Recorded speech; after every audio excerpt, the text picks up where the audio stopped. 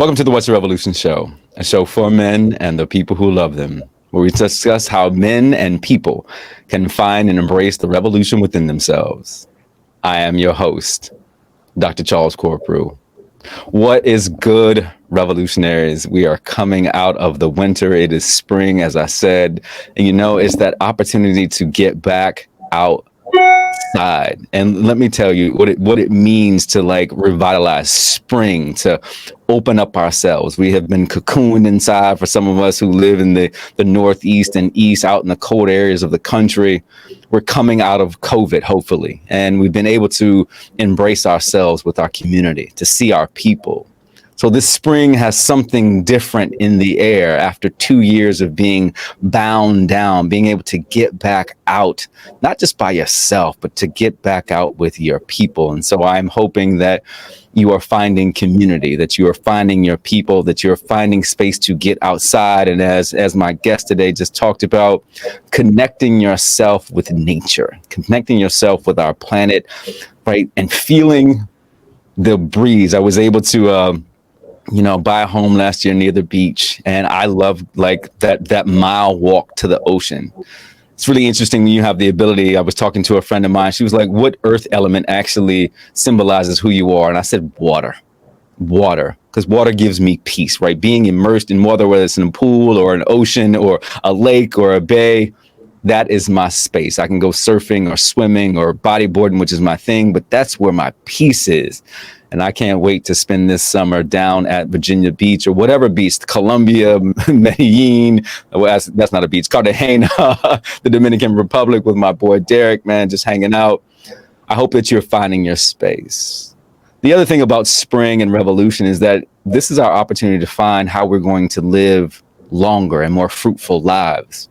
How do we do that, right? How do we spend more time in nature, right?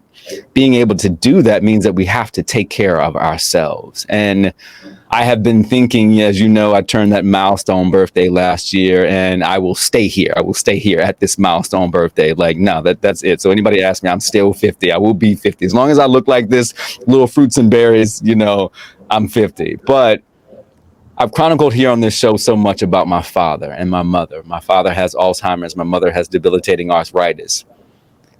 I came home to take care of them. But I also know that that's not the life that I want to live as I get older. I want to make sure that I have the cognitive faculties into my 70s, 80s, and 90s, that I can do the things that I want to do, that I'm taking care of my cartilage and my bones and all of the things. But how do we do that? And so we're going to start a series of conversations around cognitive longevity, physical longevity, and what that means. And I wanted to think about how does that start? And I've always known it starts with our diet, what we put in our bodies. We are, as people say, we are what we eat. And then, this show is for men, particularly Black men. And I was like, I've been hearing about this vegan lifestyle. I've actually tried it a couple times. My good friend and life friend, Shauna Gentry, as she became a fitness, competitor, she went vegan. I was like, I have a plant-based protein in my diet, but I haven't gone fully. And I was like, how do I do this? And so I started researching the most influential people in this area, right? Influential vegans in this area who are doing great things, right? That look like me, because I'm always looking for someone that looks like me, who can tell a story that resonates with me. And so I did a Google search, right? I'm gonna tell him. I told him when we talked, I did a Google search, right? And it was like the most influential Black vegans, right, of 2022. And this brother came up, Todd Anderson, better known as Turnip Vegan. Like, what's going on, brother? Welcome to the What's Your Revolution show. How are you? Blessed. First of all, thank you for having me. And I didn't know if you did a search on my for the top Black vegans, that I would come up. So that's something new to me. Also, you look great to be 50 years old. I just turned 40. Well, I didn't just turn 45. I'm 45, turning 46 soon. And man, I got, hope looking at how well you look. So man, I appreciate it. I definitely appreciate it. I don't have the locks. You know what I'm saying? I don't have the locks, dear brother. But as I tell her, the watershed moments of my life, I went bald back in 2003, and then after a breakup in 2017, I just didn't care, right? I just didn't care. So I let the beard grow. And this young friend of mine came up to me one day. She was like, "Never shave that off." And that was 5 years ago. And I haven't shaved it off. I like won't even close. Like, no, like I have dreams sometimes, Turnip, that my beard is gone. And I'm like, I wake up, I'm like, oh, wait. Oh, it's still there. It's still there. It looks good. It looks good. I mean, I got a whole story about my locks. Maybe we'll get into that later. No, go ahead. Tell it now, brother. Well, so about 6 years ago, I noticed my hair started to thin, especially in the back of my head. And so I was just like, all right, your boy is turning 40 years old, real soon. It's about that time, ain't nothing wrong with that. And so I just accepted it. I started the vegan journey 5.5 years ago. And during the pandemic, I was not able to get a haircut. So I started just, 3 months of just sitting at home, and then I got a brush, start twisting it. And after a year, I look back and I'm like, wow, I'm like the spots in my hair that was like going away are starting to thicken again. And so I start thinking deeper about it. I'm like, is it because of the vegan lifestyle? Is it the food? I can't necessarily say it's the food intake, but I could probably count it to the things that I put on my body. Yeah. So, once I started my vegan journey, that started with what goes in my body, but I also started looking at my skin, which is one of our, can't think of the word right now, but our skin, say it again? Oh, there you go. Our skin is our biggest organ. Thanks, Sam. And so I started really just paying attention to what I'm putting on this organ. And so I started using natural products. And I think that might be the reason why my hair started to grow back, because I was damaging my hair too long using, products and stuff. Right. No, hey, brother, let me look. If I was gonna go back, you know what I'm saying? I'd be like, yo, let me get that list. Let me get that list. But the friends in my life know if you want to soothe this savage beast, rub this head, man. You know what I'm saying? Look, oh, he's angry today. Let me go rub this head. So look, before I get started, man, I want to ask this question. Todd Anderson, Turnip Vegan. Vegan culture, right? The man who is going to teach us how to revolutionize our eating. What's your revolution? Good question. Well, my revolution is really to change the way that we all view food. So if you don't mind, I'll get into my story a little bit. So about 8 years ago, someone started presenting vegan food to me. I came home and I tried the food, and at first, they told me, oh, I made vegan food. And I'm like, I started cringing. And I'm like, what are you doing? Like, I'm not vegan. This is crazy. Like, but I wanted to be kind to the person. So I tried the food. And I still had this mental block at that time. But a part of me was like, oh, you know what? It's not that bad. And so fast forward, 2 years later, I used to be a producer. I'd done a lot of work with some artists in LA and San Diego. And I just kind of had this toxic lifestyle. And so I spent the weekend in Vegas, and I got back from Vegas and I had this hangover that was just intense. And so I'm sitting in front of the TV and I'm like, just tired of this lifestyle. And I'm like, man, if I don't make a change, like it's going to make a change for me. Right. And so I started, grabbed the remote, turned on Netflix, and found a documentary called Food Choices. And so that got my attention because I'm looking to make better food choices and better choices in my body. And so documentary starts, and I had no clue it had anything to do with veganism. And I'm through the documentary, and about 10 minutes into it, one gentleman said one line that changed my life. We're the only species that drink milk from another species. And all of a sudden, something went off in my head, and I'm like, man, that is strange. Like, I don't drink my mom's milk anymore. I'm drinking milk from a baby calf that is made to, help, drinking milk from a cow that's made for a calf to grow rapidly. And so I just started questioning things, and it made me rethink food. Mm-hmm. And so that is one of my goals, is to help people start rethinking food. And the way that I'm going to do that, and the way that I am doing that, is just showing through my recipes, showing people through the outside. And so when I first went vegan, I had, some friends make some fun of me, and they're like, oh man, what you gonna eat, grass? The jokes start coming, and I'm just sitting there, and I'm like, you know what? I'm going to prove these guys wrong. I picked up a camera and I started Instagram. And I remember thinking to myself, like, what am I going to name myself? And, how can I do this? And so I started looking for other vegans that looked like me, and I couldn't find many. And so I was like, okay, this is a space that's needed. So anyway, I started creating, small recipes and just showing all my friends this lifestyle. And, it's interesting now, some of those friends that I started teasing me in the beginning are actually starting to open their mind up to this lifestyle. And so that is my goal, to help people rethink food. Another one of the things that my revolution is to educate myself and get better and at growing my own food. So by 2030, I would love to grow majority of my food. And so in the next 8 years, I would love to take anybody with me on this journey as I learn more, as I figure this out. I live in a high riser downtown, so it's a little difficult. But right now I do grow some of my food. I grow mushrooms. And so that's my goal, is to be more sustainable, grow my food, and help people rethink food. Man, that is a beautiful, beautiful revolution, dear brother. Thinking about bringing people along on the journey, right? And how people rethink about what food does to their body. And, we talk about on the show so much, your revolution is not just for you. Mm-hmm. That's the amazing thing when I hear what you're talking about. Like, I want to bring people along this journey with me so they can live a more healthier lifestyle, right? We joked a little bit in the green room. One of us is bald and one of us is not. But so you talked about how potentially what you're putting in the body allowed you to help grow your hair back, right? Into these wonderful, beautiful locks that you got going on now. And so that's an amazing thing. I want to pull back though, right? Because people can go and Google your story about going to Vegas and the hangover, right? Mm-hmm. But I began thinking about that. Millions of people go to Vegas all the time. Millions of people go to Vegas all the time.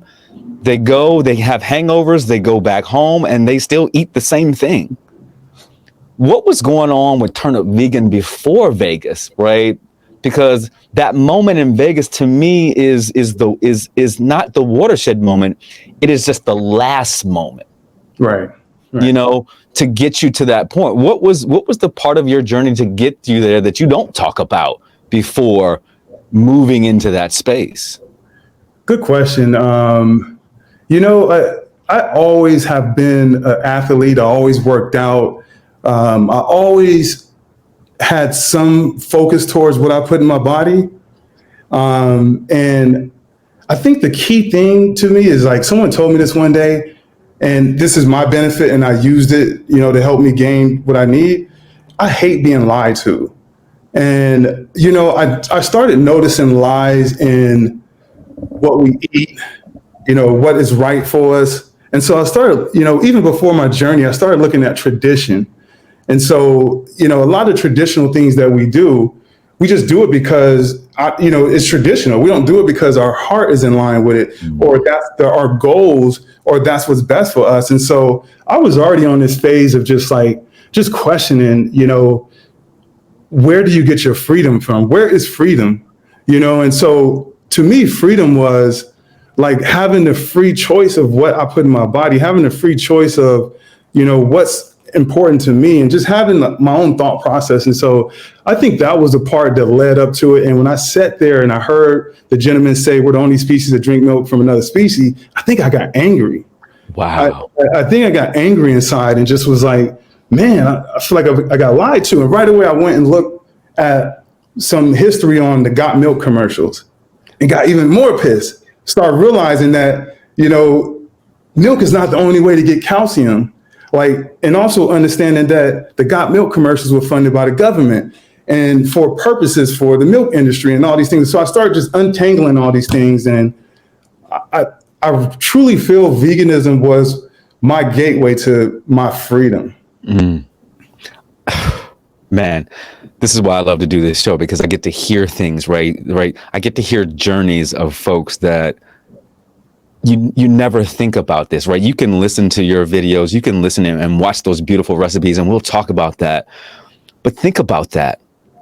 we want to be free as people, right? To be able to make our own choice. That's been a lot of the arguments that's been going on for the last 2 years, right? It's been the argument for the last 400 years for us, right? Hey, I want to be free, right? Think about our food choices, right? Now I get on a little diatribe. Think about how we had to make our way as a cultural food scraps that were just given to us, right? That were thrown out, that we had to make delicacies of. And that wasn't our choice. We weren't free from that. But we were able to create a little bit of freedom by creating delicacies of things that actually have been historically harmful for our bodies. But now, listening to you and thinking about that, we have the choice, right? The power. Like, don't get me wrong, Turnip. I grew up in a household that loved fried chicken, right? My mama's fried chicken was a staple. You know, for New Year's Eve, we had black eyed peas and chitlins, right? You know, my mom and dad still eat bacon every day. And I'm like, yo, this processed stuff has got to go. But I still love it. Of course. But understanding what you just said, right? And listening and taking in the information that says, how do I want to be free? Freedom is a powerful thing that we have, and the freedom of choice about what we put in our body. So thank you for sharing that and saying the revolution is not just the food, it is the choice of food. The freedom to say, this is how I'm going to choose to live. And that I love. I want to pass that on. There's gotta be like freedom of food, freedom of something that you put on that comes along with Turnip Vegan, because that is powerful in itself. Let's do a little deeper dive, brother. There's a lot of research out there. There's a lot of research, but I want to personalize this. I want you to think about, Todd Anderson, right? What did it feel like for you to eat that way? And then what does it feel like for Turnip Vegan now? How does your body feel? Good question. What's the difference that you noticed by going to this vegan plant-based lifestyle? Good question. And so I don't know if you see through my content that I'm very inclusive. And one thing I told myself when I went vegan, I will never forget who I was before and how I thought. If you came to me 6 years ago and like, yo, you should go vegan, I would laugh at you. And so I always keep that mindset, because everyone needs their time. Everyone's time is different for them.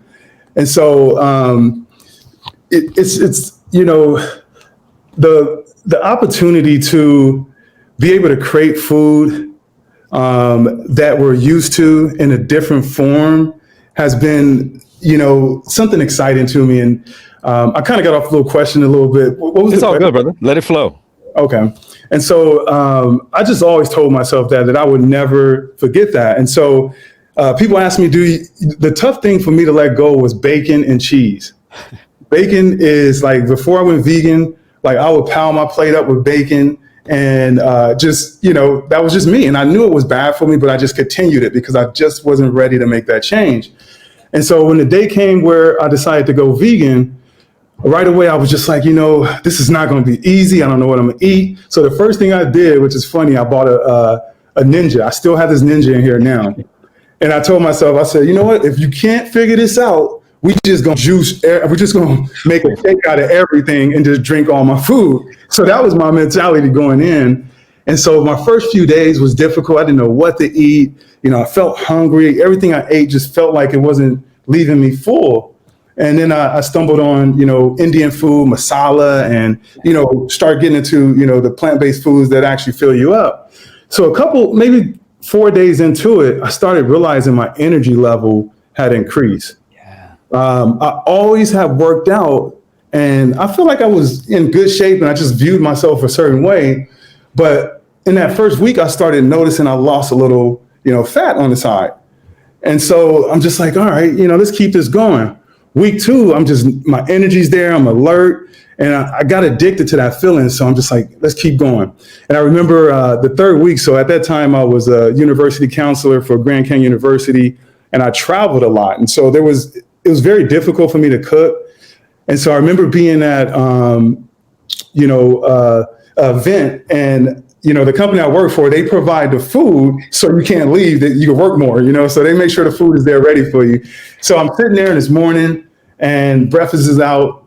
They have this high pile of bacon, potatoes, and, a few other things. And I think there was only one thing that I could eat in there was toast. This was another defining moment for me where I'm sitting there and I'm just like, you know what? Let's just do it this one time. Let's just have this bacon this one time. It's tough right now. It's difficult. You're in a bad situation. Just eat it. You got to have this energy to get through the day. And I stopped my mindset right there. And I was like, you know what? I know myself. If I cheat this one time, yes, there's going to be another chance down the line 2 weeks from now where I'm going to be in a situation again and be forced to do it. And so I think I had some oat milk and toast that day. And I was hungry and I felt empty, but I remember feeling good up here. And I remember feeling like empowered, like to be able to have control over anything in my life. And so that one thing right there, not only physical started to change, but mental started to change. yes. And so there's things that I've been saying I'm going to do my entire life I've never accomplished. Or I'll just say I'm going to do it. I'll do a little bit and it'll get tough and then I'll give up. Changing the way that you eat, doing something that you've done your entire life, that's probably the most difficult thing to change. Once I changed that, I was able to change my life.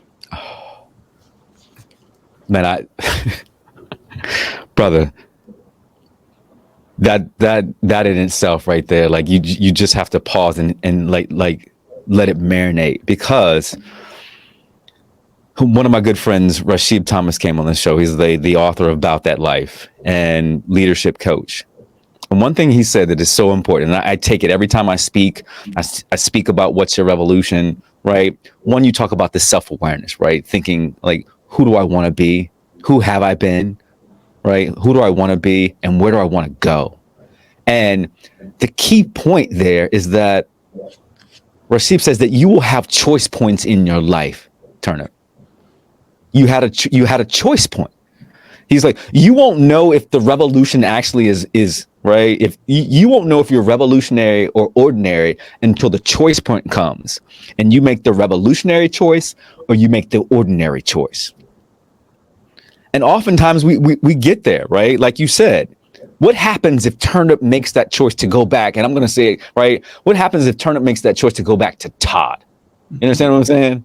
Red pill, blue pill. And in that moment, the choice point is like, I know myself. I know that if I take a step back and go back to Todd, I'm going to keep coming back because Todd is comfortable. Mm-hmm. But if I'm going to move into Turnip, if I'm going to move into this identity, I'm going to move into this vegan space that is going to make me feel better. All of the rewards, my waist is a little smaller. My energy is higher. I'm going to assume that your cognitive ability is stronger. Mm-hmm. But if I take a step back in that bacon is good. Let me tell you. It's good. It's good. You move to the next phase of your revolution. You move to the next phase of your transformation. That's what I want my revolutionaries to hear, that when you have a choice point, that you've asked and answered the question and you've been working, but you're going to be tested. Mm-hmm. You're going to be tested. And when you say, hey, there you go, I'm going to eat some toast and some oat milk today because this is going to move me forward and not backwards. So what happens then, right? What happens then? Oatmeal, toast that day. How did you move forward? What happens? So I would just say slowly but surely, I started to find a few restaurants in San Diego that offer vegan food, and I just kind of leaned on them as a crutch. But something unique started happening with me. I really wanted to learn more about veganism. And, you hear the stereotypes, veganism can't, being vegan, you can't build muscle, being vegan, you're going to be frail, and, the myths that's out there. And so I had just a lot of questions I wanted answered. And so coming from, creating music, I feel like it was very easy for me to transition to creating videos, because it's the same thing, but instead of doing audio, I'm doing visual. And on that level, I look back on everything I've done in my life, and I feel like it led up to this moment. And so I reached out, I started going online, and I started searching for vegans in San Diego that were extraordinary. So I found this one guy named One Dope Vegan. If you guys check him out, you can look him up on Instagram, One Dope Vegan. He is in amazing shape. Like, this guy is cut, ripped, just in incredible shape. And so I hit him up and I was like, hey man, let's set up a meeting. Let's sit down together. I'll bring my camera. Let's talk. I did that to about 6, 7 different people in San Diego. And I just started taking these tools from each one of them and taking these, tips from each one of them and to build into my own repertoire. And so I would say my first 6 weeks was the most difficult point, but it was also the most rewarding point because I was learning and at the same time going through the experience. And they say life is all about the journey, not the destination. So that was the more enjoyable part. But I just said, I made that commitment and I just started to find out what works. And I think we're all different in a lot of ways. And I think that's something that we all have to understand, that whenever we're going on our journey, it's your journey. And so if you decide to go vegan, you have to find out the things that works best for you. You can get tips for yourself and everything, but you have to find out what makes you feel good. And it's definitely a journey. But I use those tools from others, and I leaned on the restaurants in San Diego. That led to me being able to have some incredible opportunities. I met this guy named Jeff Fincer. He owns Everbowl, which is, I think they have over 60 locations now. They start off with one location in San Diego, and they're an acai place where they sell acai bowls. And so this guy invited me to go to the Amazon. We went to Brazil, Belém, Amazon River, climbed trees, picked fresh acai, chatted with the tribe. And so I'm going through all these incredible experiences because of that one choice, right? That one choice I made, just led a whole different road, and so that occurred for me. And for 3 years, I started the Turnip Vegan Instagram, and just my friends and close people in San Diego paid attention to me. Not too many people. I had like 20,000 followers. That was very fulfilling for me. I wasn't really trying to build a page for that, and I really wasn't trying to be an influencer. That was not my goal. Where I'm at today is not my goal. And then the pandemic hit. And so I'm sitting at home one day, and I lost all my jobs. Me and my partner, Samantha, she's also my fiance. She's my backbone. She's really, carried me through everything. We're stuck at home. We started a business called Spoiled Vegans Cafe. We lost everything. All of our events canceled. My job is not there. And so I'm sitting at home, and this is like end of March, early April. And I'm like, man, let me just film something. And so I filmed a video, and I call it a recipe. I don't know what it was, but I filmed something. And at the end, I remember plating it and just doing all these things naturally. And I finished the video, posted it, and I just sat there after that. And I was like, man, where'd you pick all this up at? And that's from all that time filming for everyone else for the last 3 years. I spent so much time in kitchens. I spent hours editing videos, and it gives me goosebumps to think about it. This was all part of the path. Yes. And so that's how Turnip Vegan really took off, is during the pandemic. And now I consider myself a recipe creator, content creator, and, I'm just blessed to be in this position, but it's all because of that one choice. That one choice that you brought up, Charles, that one choice. I tell people this all the time.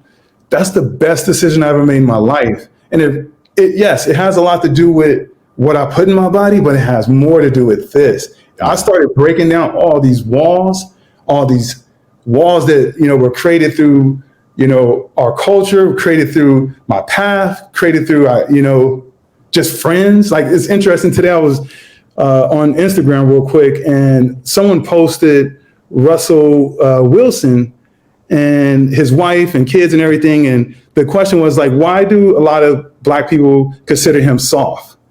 And the conversation was about, us as Black people and Black men need to change the way that we think. Other races will look at Russell Wilson and say he's incredible, for what he's doing, because he is doing great things. But we look at him as like he's soft.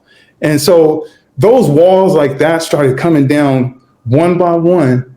And, you know, like I said, it's the best decision I ever made. I'm in a space right now that, you know, just continues to grow. I'm on approaching year 6, and it just keeps, the journey just keep going.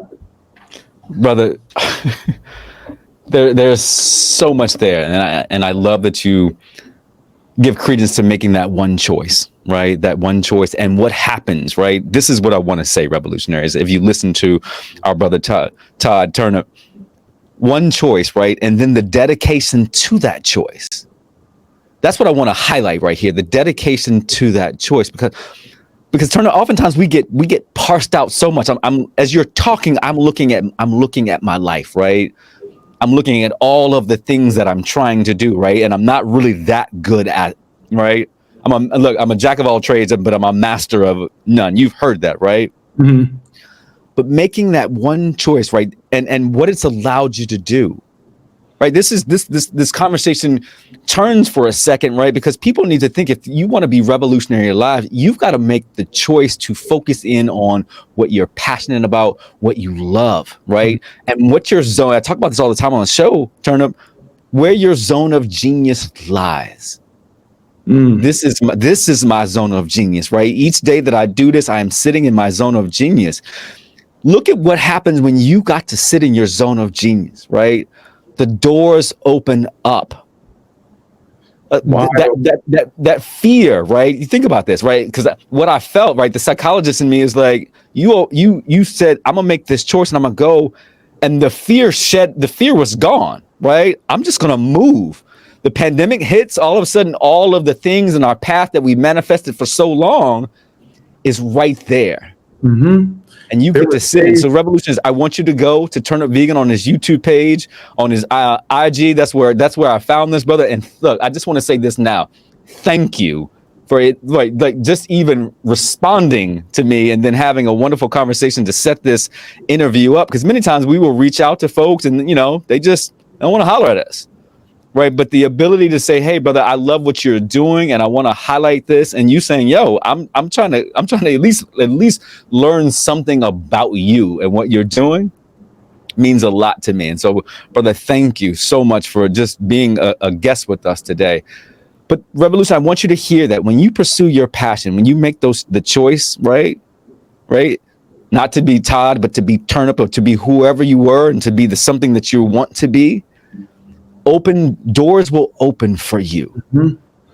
And that's the wonderful thing, brother. That is the wonderful thing. And to see, right, the beauty of your work, right? I want to give you your flowers right now.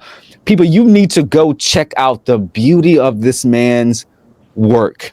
I sat this morning as I was preparing for the interview, Revolutionaries, and I became encapsulated by a video of him out in nature, glamping, right? As he calls it, right? And the infectious voice that he has, and he's just out there in life, brother. And I was like, this is the life that I want to live. And then as you hear, I think about, you are able to live that life because you made a choice. Mm-hmm. You made a choice. Let's move this conversation a little bit, right? Let's talk about that, right? Veganism, everybody's always thinking, granola, veganism, right? But there's an importance for us to be out, to eat plants, right? To have a plant-based or plant-forward lifestyle, and to then encapsulate that out with being out in nature. Talk about your experiences, right? As a Black man, right? I'm gonna put that as a Black man who loves to go out in nature, and what that does for you, your partner, your animal. What does that mean for you, and how does that fulfill your cup? Sure. And so, of course, just like, when I went vegan, some friends and people reach out to me, man, Black people don't go vegan. But what's very interesting right now? We're the fastest growing race when it comes to accepting veganism. And that was only 5 years ago, Wow. And so same with, camping. Just 4 years ago, I was vegan at that time. I have some family members in San Diego that would invite me to go camping. I'm like, man, I ain't going camping. Camping ain't for Black people, And so the same walls that I talk about were still there. And I'm not perfect. Like, I still have walls, but I see these walls and I'm able to see through them.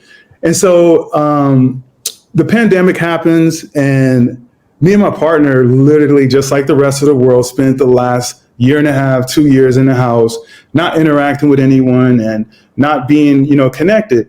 So I had a friend reach out to me. I had a stressful day. He was like, man, you just need to go to the beach, take your shoes off and go walk in the grass. I'm like, man, what is that going to do? What's that going to do? I did it. A couple of days later, I was at the beach and I was just like, let me just try. And I took my shoes off and walked in the grass. And I felt connected for some reason. And it's because my intentions, like I was actually there to feel that. So anyway, fast forward, me and my partner decide to rent an RV and let's go camping.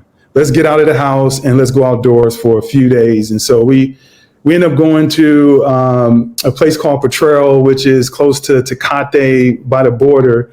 And we find ourselves around no one for the first 2 days. I don't see not one person. It's pitch dark. And all you can hear is just the birds and, just nature. That's it. And, it didn't totally hit me right away, but I just spent that time there. Those every single day, waking up, having, tea outside, walking around, taking time to listen to the birds and just, capture the moment, just be in the moment. By the last day, I realized I had filmed 3 videos. I wrote two videos out. And before I got there, I was kind of in a rut where I just was kind of not being as creative as I want to be. And just being there that time, I realized like, nature helps bring the best out of me. Nature helps my creative process, being in that space. And so it became so addictive. Me and my partner came home and we set our mind to, eventually buy an RV and do the camping for some time to see how it works out. Me being me, I'm not 100% ready for that. So we end up deciding on downgrading our apartment, and we end up buying our first RV van last Friday. And we congratulations, bro. And right away we went camping. And this is another thing that goes back to that choice. When I made that choice, I realized I could manifest and I could do more than I used to. Like just by putting it out there, you're going to create those actions to do it. And so this is just one of those other things. I said, I'm going to get an RV, and I put those things in action. I cut back my rent. I started saving. I started doing the things that I wanted to do to be there. But to answer your question, right now, I'm so connected with nature. I'm so connected and wanting to grow my own food. I don't know if you know, I'm very, very, very huge on mushrooms. I love lion's mane, and right behind me, I have, my own mushrooms growing. And so I'm just on this crazy journey that I never saw myself at, but I also see the rest of the world coming to this very soon. Very soon, I see the rest of the world waking up and wanting to have that freedom and wanting to grow your own food and watch it from the seed, to the pot, to the table, to eat it. Like, it's an experience that you don't think about until you actually do it. But yeah, that's the vibe, Charles, man. I'm just grateful to be living. And when I say living, that means being connected to my spirit, being connected to nature, and being connected to my goals. Brother, I'm, yes. And that is the key. We think about this, we go so hard, right? And look at us. We are 2 Black men. We are 2 successful Black men. And you know what it means for us, right? With the white supremacist way of being successful. Mm-hmm. Let's put it out there. It means go, mm-hmm. Right? Conquer, mm-hmm. conquer, destroy, right? All the things. Money. Mm-hmm. But that wasn't our people, right? Success wasn't measured that way. Mm-hmm. And thinking about what it's like to have a measure of a considerable measure of peace in our lives. Mm-hmm. And what that means, and the cliche saying, to be something that you want, to be something, right, that you haven't been before, you've got to do things that you haven't done before. Mm-hmm. And think about that, right? The choice points that you made to get to this space, right? To say, I'm going to buy an RV. Black folks don't buy an RV. You won't talk about RVing, Right. right? Mm-hmm. But the thing about it is, man, I think about it. We want peace. We want peace. We want solace. We want community. Mm-hmm. We want a place where, and I want a place where racism does not exist, where sexism does not exist, where misogyny does not exist, where community exists, where love exists, where friendship exists. Mm-hmm. That's what I want, right? Because the world for us can be trying. Mm-hmm. And to have that space and to go home and to be loved, right? I am big on self-actualization, right? You talked about your partner, Samantha, being the rock. We cannot do this alone, dear brother. You know that. We cannot do this alone. And having the strength of a partner to move you through this space and to live life together is, something I learned very, very late. I learned very, very late, right? The last episode on being healthy and healthy relationships just dropped. So check that one out. check that one out. But what I'm saying, brother, is that one, I appreciate the story of moving us in this space that is different than what we've seen as Black men, right? Mm-hmm. And showing that space and being out in nature, right? My goal for this year, right? My big trip is to go out to Zion National Park in Utah and spend time out there, right? To just be in nature, to do something. I love to hike. I love to kayak, right? I was hanging out with my frat brothers one day and they were like, you do some white people shit, right? You know what I'm saying? And I was like, is it white people shit or is it just people stuff, right? Sure. And I was like, we've got to get out of the mindset that that's what white folks do and that we can't do it. Right.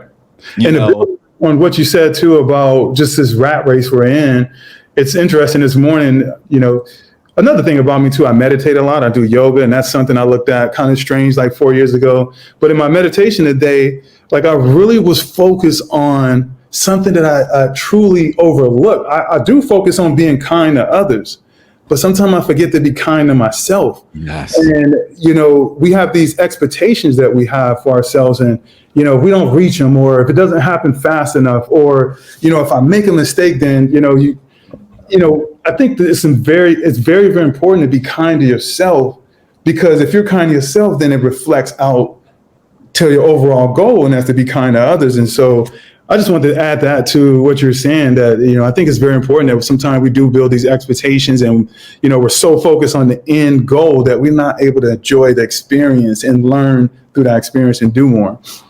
Yeah. And you said the greatest thing is being kind to yourself, giving yourself grace, asking for grace, particularly in this period of time. And I don't know if we do that all the time, like to actually say this, look, I need some grace in this period of time because I'm working through some stuff, or this is challenging for me. I need some grace, right? I need your help. I need your support to move through this space with me. And that is a beautiful thing.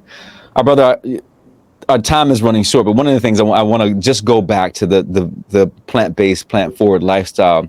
My revolutionary is going to ask, hey, how do I? This is challenging, right? You said this was challenging in the beginning. Mm-hmm. If I am someone looking to move into this space, right, to move into creating a more plant-based lifestyle, what do you recommend that we do? Good question. Like I said earlier, we're all different. My approach to veganism was all or nothing, and so I jumped in and that was it. I was not ready to go, but it was cold turkey. I met a lot of people that are not open for cold turkey, or that's not the right path for them. I know people that have taken their steps there. For example, when I first went vegan, it was during Thanksgiving. Oh. So you got Thanksgiving and Christmas around the corner. And I remember going to my family house and that same scenario of not having nothing to eat. But I remember just having some small conversations with my family, and they looking at me strange, like, what is he going through? What phase is this? And, but they were kind to me and didn't, make me feel bad. But I wanted them to change, but I had patience with them. And now fast forward to, 5 years ago, without me having the pressure, my mom is eating plant-based right now. Oh, that's beautiful. You know, my mom is like calling me and asking me about recipes, giving me tips on how to turn something, you know, that we used to make vegan. And so my advice is take your time, be kind to yourself. And I recommend you find, you know, whatever your number one or number two dish is, try to veganize that. And if you're not open to cooking, you know, then try to find a restaurant or try to find an outlet so you could just start the change process in your mind. Because like I said, 7-8 years ago, that seed was planted with me. I didn't go vegan right then, but I tried the food. And I remember walking away, having a roadblock, being like, oh, that's vegan. But it's not that bad. It wasn't that bad. My nephew, I invited him over not too long ago, and I'm like, hey, man, I made this vegan chili. I shouldn't have said vegan because his eyes cringed right away. And that changed the way that the food probably tastes. You know, and so I just say, you know, be open-minded to that seed being planted. So if that's, you know, doing meatless Mondays once a week, if that's just trying to figure out what, you know, you can eat veganism, just start working on planting that seed and doing what's best for you. But just know, we live in a time right now that it's not that difficult. 5-6 years ago, it was a lot more difficult. Like I had to do everything from scratch, you know, and now you have, you know, a lot of options at the grocery store to help you carry through that process. But just take your time, you know, find out, you know, your favorite meals and test the waters and, you know, figure out, you know, how to move forward from there. Yeah. Don't put pressure on yourself. Have patience. That's the thing. I get frustrated as I'm moving through my plant-based journey, and you know, my life is hectic. I talk about that at length. You know, there can be 5 to 6 different variables moving in at one time in my life, between my mom and my dad, my job at Camelback Ventures, running you know, being somewhat of an athlete, you know, and then mom and dad, and so. I'm always trying to figure out more efficient ways to cook. And so it previously has been easy. Give me a protein, chicken, beef, or turkey, and let me throw some vegetables or whatever. Now it's figuring, you know, it's a mindset shift, right? That there are other proteins that I can bring in, like shifting the mindset that a meat protein is the only protein source. No, you drink a plant-based protein source every day, twice a day. You can find other ways to eat this. And so right now my go-to has been Brussels sprouts and kale with a little Trader Joe's green goddess dressing. That sounds Man, look, let me tell you something, Turner. The air fryer is my friend, right? As I move through this vegan journey, right? The air fryer has my friend. I've done air fryer tofu. I've done air fryer tempeh, which I don't like. I'm like, nah, the tempeh on the air fryer is not that good. But the air fried tofu, I'm gonna try some seitan this weekend, some different things. One of the things, Revolutionaries, is I want you to do, I keep saying, go to Turnip Vegan on YouTube. This brother has amazing videos. Go ahead, brother. Look, and so to back up a little bit, one more thing that really helped. So keep in mind, it's a mindset. It's all mindset. One thing that helped me kind of start changing my mindset is understanding that the food that we love is because the flavor and texture. Yeah. So I started thinking to myself, I was like, now would I just eat, like would I just grab a steak, you know what I mean, and cook it and just eat it by itself when I was not vegan? Probably not, because the flavor comes from the spices and herbs, you know? And so once I started realizing like the flavors that we crave and, you know, the textures can be replicated, that started like, okay, I could ditch this. Like, I don't necessarily need that. And so I just wanted to point that out. It's if you can understand how to create flavor and texture, you would start the road to your journey a lot quicker. And that's where I'm at right now. It's when I first went vegan, I ate a lot of mock meat. I ate a lot of processed vegan food. And I had a friend tell me that was vegan at that time. He's like, you're going to change. Your mindset is going to grow from there. And I just looked at him. I didn't understand it. Now, fast forward to today, I don't eat that much mock meat. I'm not against it, but my body just craves more whole foods. Right. I crave more, you know, juices and things like that. And so it's just a process that we got to be patient with as we grow and allow our minds to reshape something that's been shaped it for me for 40 years, and some of us for, shorter or longer, but just got to have patience with yourself. It's not like you're just changing your shoes, and you're changing something we've been doing your whole life. Exactly. I love that you talked about like the spices, right, and the texture. That's key, because I had to, like, like you said, you've grown up with chicken, steak, and turkey all your life, and your brain has realized that this is the texture. Oh, this feels right. This feels comfortable.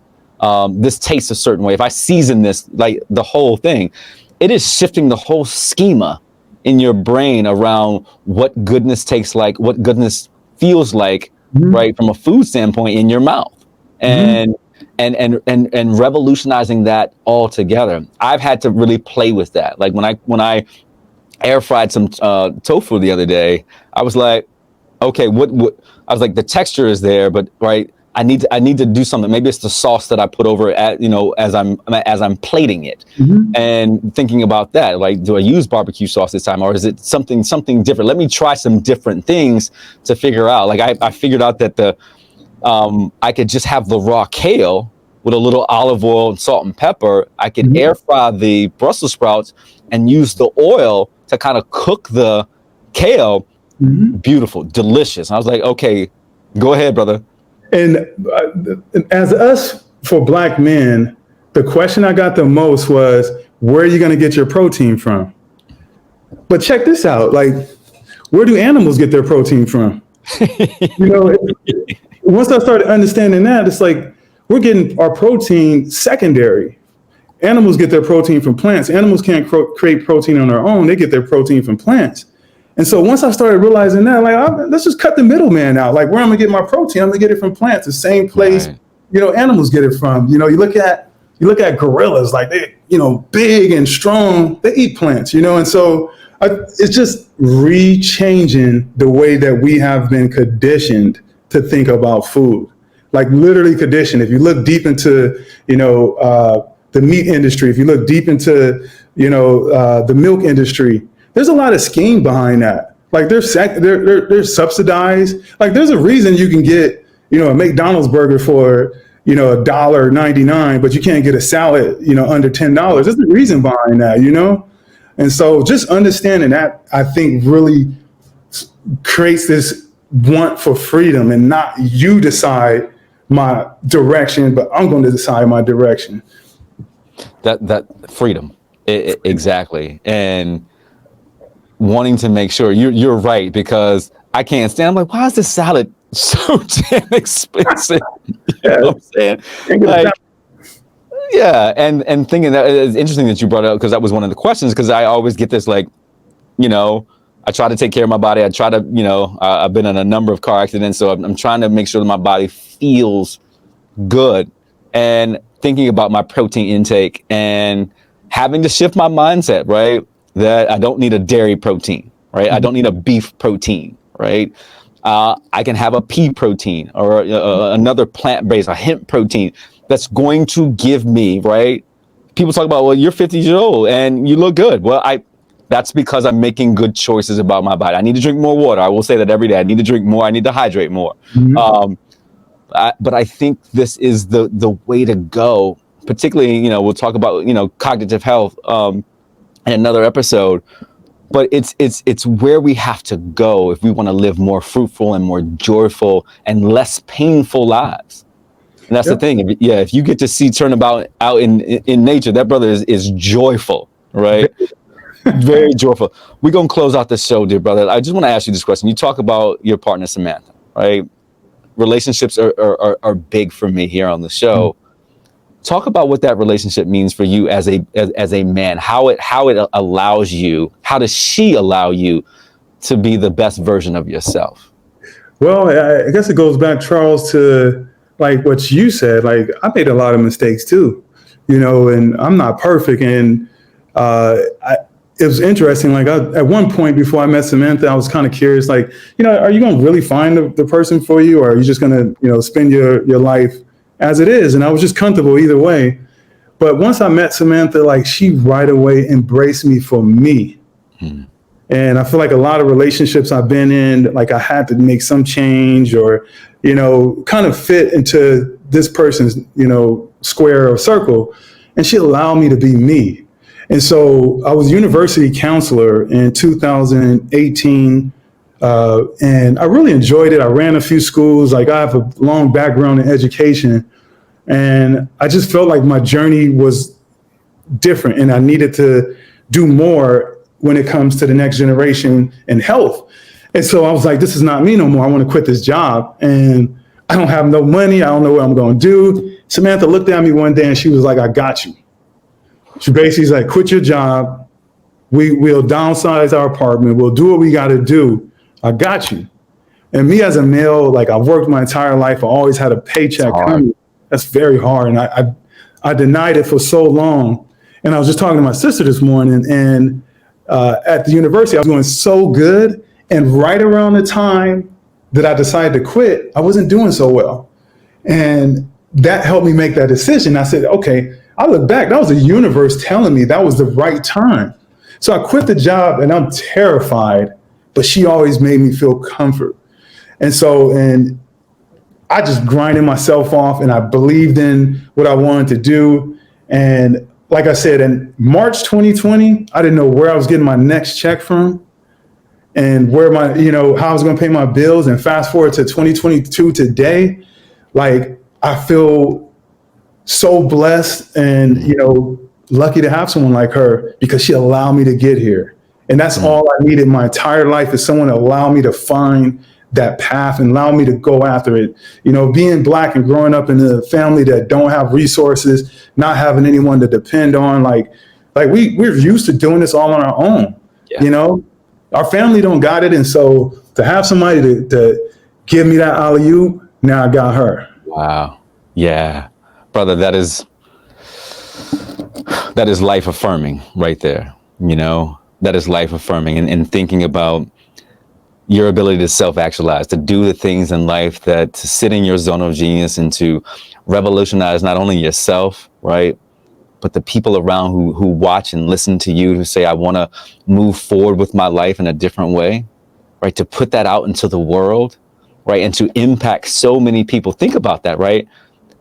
This relationship that we are building, I found you because I just Googled you. Wow. Right? Think about that, right? And look, I'm about to get a little emotional, right? Think about your choice point, Turnip, right? Think about your choice point that you made, right? If you don't make that choice, I don't get a chance to Google and have this conversation with you, right? I don't get a chance to see you. I don't get a chance to reach out to you, right? To have my revolutionaries get to hear this conversation, right? Your one choice point, right? At that moment, Samantha's one choice point to say, I got you, leads you to revolutionize so many people's lives, right? Man, you're gonna give me emotional. Man, brother, like, I just think about that, bro. Like, that's wisdom. That's wisdom to see all that. And I think that's what I've been missing in life, where I see what's in front of me, but I don't see all the connections. And when you see those connections, it's powerful. Like, it's very powerful. It's powerful, brother. And you just don't know, like, the impact that you can have. So, brother, thank you for making that choice. Thank you, Samantha, for saying, like, hey, I got you, because your work is paramount for us as people and for us as Black men to see you doing this amazing work. So, revolutionaries, please go. Look, I'm just going to simply say, Google Turnip Vegan. Go watch all these. I mean, like, when I say beautiful videos, right? Beautifully shot, right? And the infectiousness of this brother, his voice and his joy you will sit there. I was like, oh, I got to go to work today, right? Because I was encapsulated by the videos, dear brother. I want to thank you for your time. I want to thank you for your wisdom. I want to thank you for just being you as a human out in the world doing this work. So thank you for being a revolutionary, right? Thank you so much, brother. I appreciate your time. I want to say thank you to you, Charles, for what you're doing. I'm your number one fan. Like you said, everything it took for this to happen is just incredible. And thank you for also allowing me to see the impact. I typically just go and I create, but I don't really look at the impact. So I thank you, brother. No worries, no worries. Revolutionaries, I'm excited as you move along your journey to be a better version of yourself and thinking about what that means from what you're putting into your body, right? As you think about this, you can live longer, you can be stronger, you can live and think better by thinking about the choices that you make simply by the different foods that you have and the options and the communities that it builds, but also being able to get out in nature, right? And spending time in community. I hope that you're finding your way. It's spring, the ability to get out and find your way. Do that. And we are here with you and we love you. And I'll talk to you soon, revolutionaries. Shout out to my producer, Seiko Varner, the woman that makes this go, my assistant and associate, Sarah. And thank you for you, revolutionaries, for listening in every week to this show and asking and answering what we think is the most thought-provoking question of your life. What's your revolution? We'll see you next time, everyone. Peace.